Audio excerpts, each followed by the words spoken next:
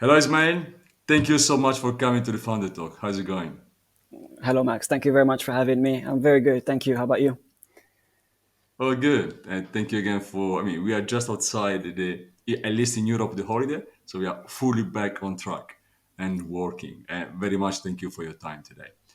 Thank you. Please, if you want to start, give me before an introduction to yourself, and after we move to the pitch.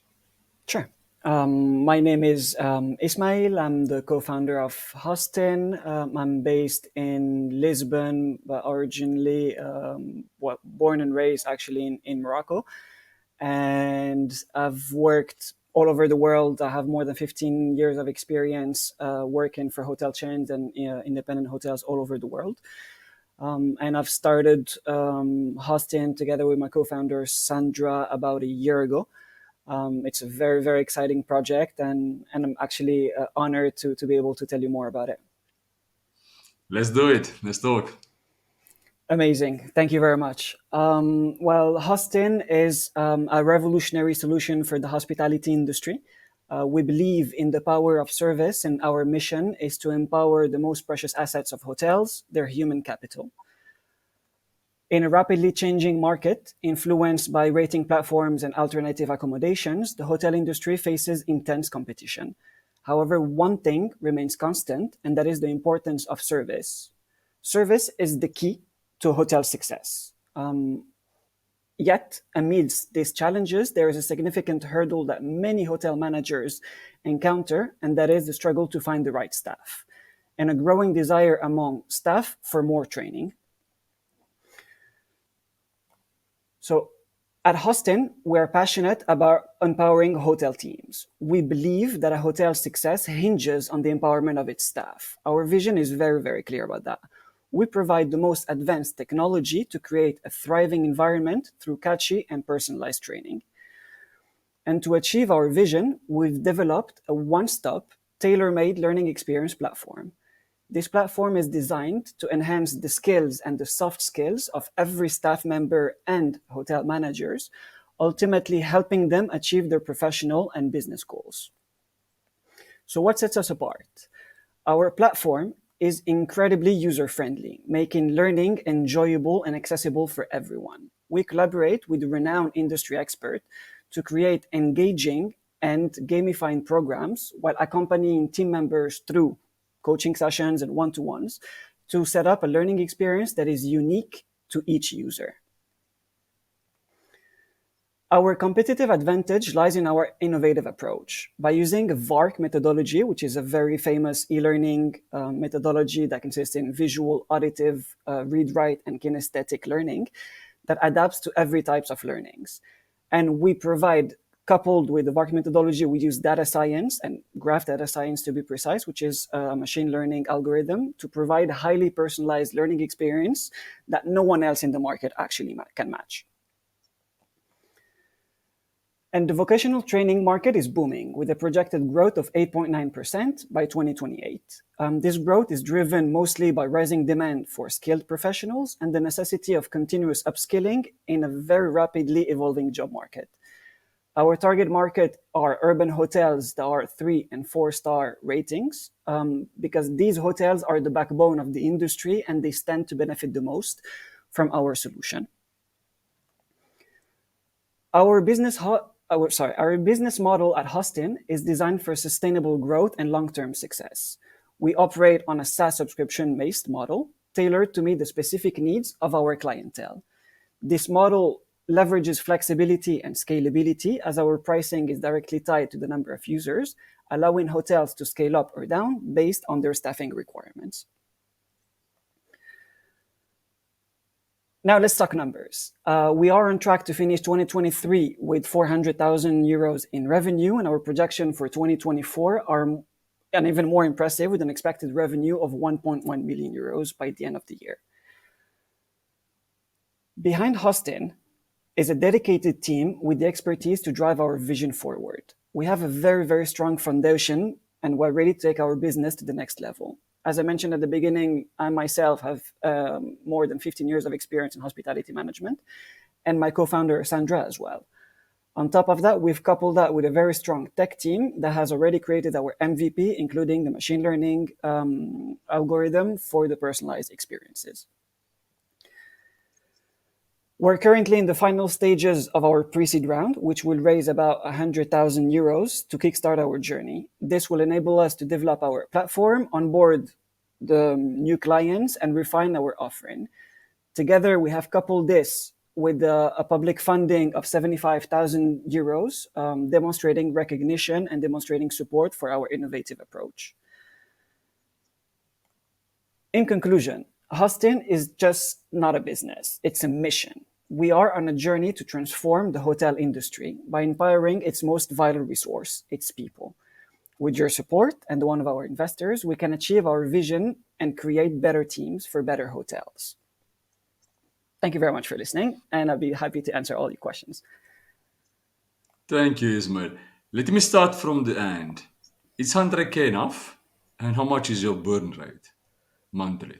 Very good question. In terms of costs, we have very, very, very low costs because we have already built our platform and everything has been already invested. It's only maintenance costs. So it means like the cloud server. So it's very, very low. We're talking about here like less than 100 euros per month, without obviously like the salaries of the teams that we're going to be onboarding also. So in terms, it would only be we have a very high margin when signing a new client because basically the model has been set up that way. So today, you're not paying employees.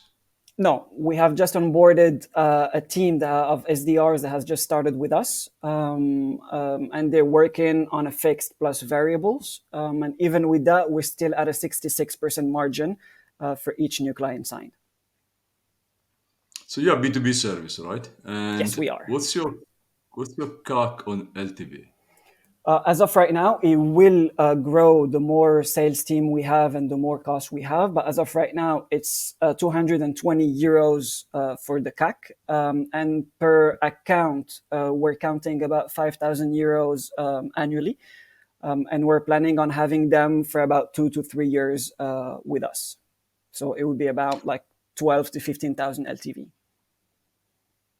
Okay, but this is a platform for training, okay, upskilling your staff. Now, as we talk about hotels, and actually one of EquityMatch shareholders exactly do this, and my question is exactly which part of the workforce can be trained in your platform, if otherwise all of it. Absolutely. The answer is all of it. So we've tailored very different programs. We have four training pillars, what we call pillars within the company, which is we focus on leadership skills, we focus on operational skills, so like receptionist, housekeeper, and so on. We focus on well-being, so we want to accompany them even with like stress management, time management, work-life balance, which is a big issue within the hospitality industry. And finally, we would include other like the entry level, like so for supervisor, like accompanying people through their growth. So let's say, for example, a supervisor that want to reach like a general manager position, we accompany them also on a more base to base, depending on the needs that they have. Today market, where are the hotels are working today, and what exactly is the science, for example, in terms of rooms? We have clients in Portugal and in Spain, mainly in Spain being our primary market. We're working with 3 and 4 star hotels of about 20 to 60 employees. So like we don't work with like big companies just yet or big hotels. But the idea is to have like these represent like the biggest numbers in terms of the market. So they would be like that would be the average client for us. Uh, so you use a SaaS model, okay? They pay for any account open. Can you be a little bit more precise on this, on the business model? Sure. So we have 3 different packages. The first one being the most generic one, where it would be like a management, to call it like that, where the hotel itself would manage the access of the users and so on. They would have access to like generic content. There is a second package where we work together with the hotel, make sure that the users are onboarded, make sure that they enter the platform, make sure that there is a follow up with them, like we meet them on a monthly basis. And finally, there is a third package, which is a lot more tailored, where we work with an API that we connect with either like an HR management or even a property management system. And based on that, we also are able to create very specific content, very specific onboarding for new clients, something that is very specific to the needs of a hotel. And on top of that, we also offer master classes and coaching sessions that are tailored, and we go like a lot deeper into basically like a one-to-one needs basically on of the hotel. I mean, in terms of scaling, do you think this business model is enough, or you must add something during your journey? We believe that it's enough. Mostly being on the technological side, there's absolutely no issue in terms of scaling up because everything is web based and on the cloud. There's no need for downloading anything. We are working on an app for next year to be able to work directly on the app. And the fact that it's completely web based and the fact that it's completely online really helps us like create an environment that is self-paced for the user. So whether they're based in the US or in Australia, they can enter like exactly based on what they need, whenever they need it. They can do it both at work and outside work on their way like to the job, for example. So in terms of the basis, let's say that we've thought about it to be able to like scale very quickly and very easily. Okay, let's stay on scaling.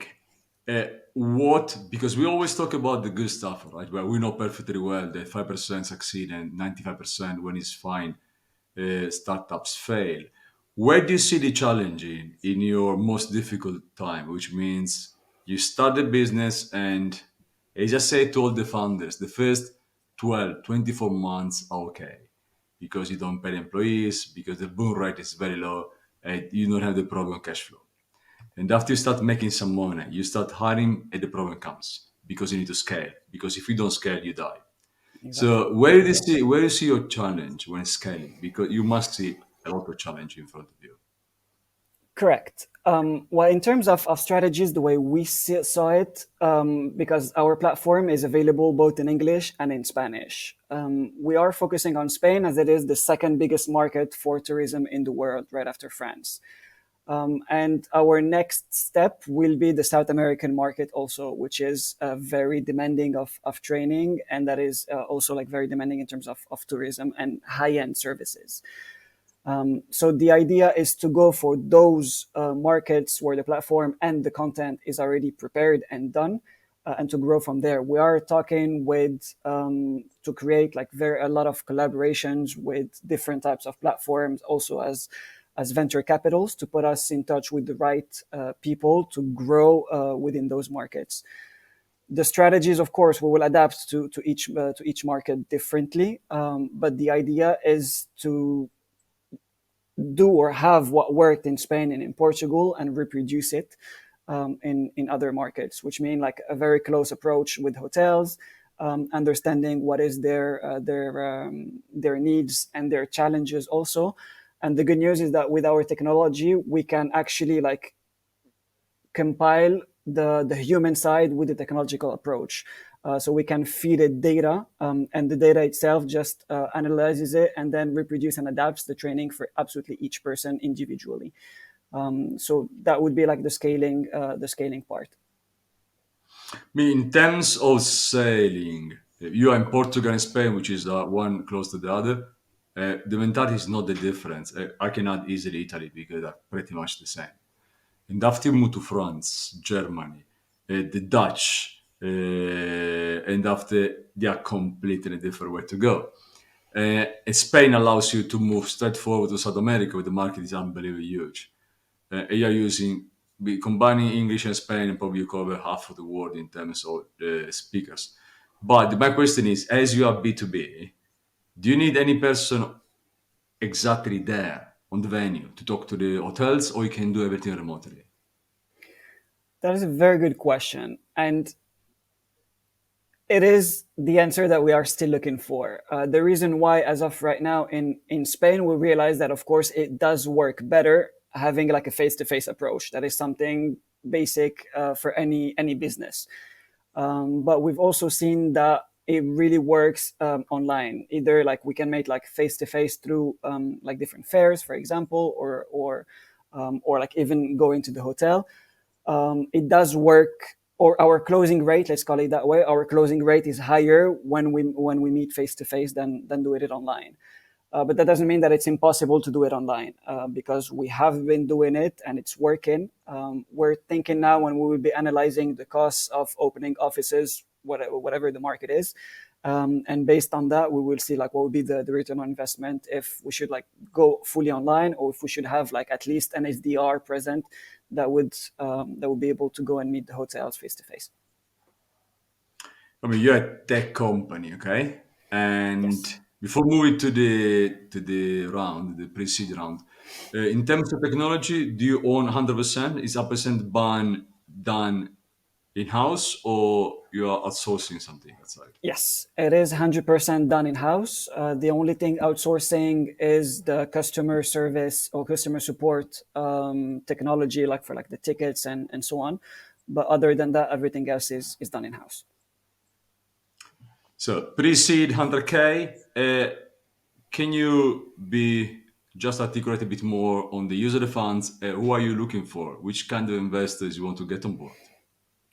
So we are obviously we are interested in raising the 100,000, but we're also interested in someone who understands the idea and what is it that we're trying to achieve that might be able to help us in terms of connections, in terms of networking and entering like the new markets that we've mentioned.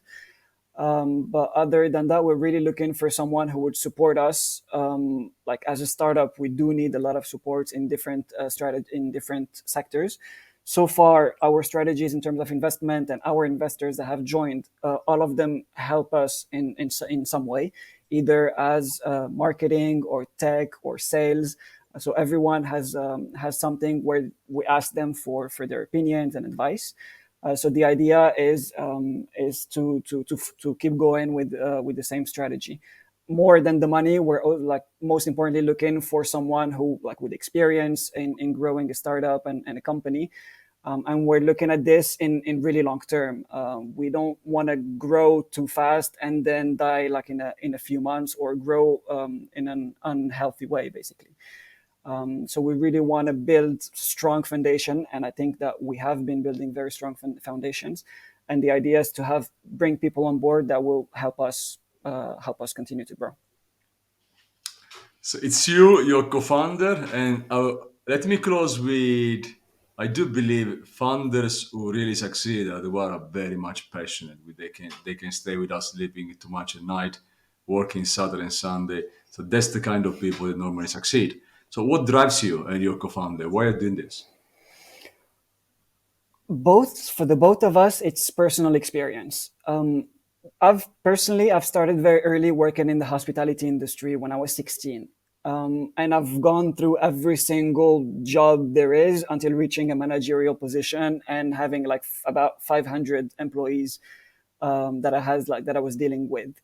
And I just love it. I still do, even after leaving the operational side, because every day is completely different from the other.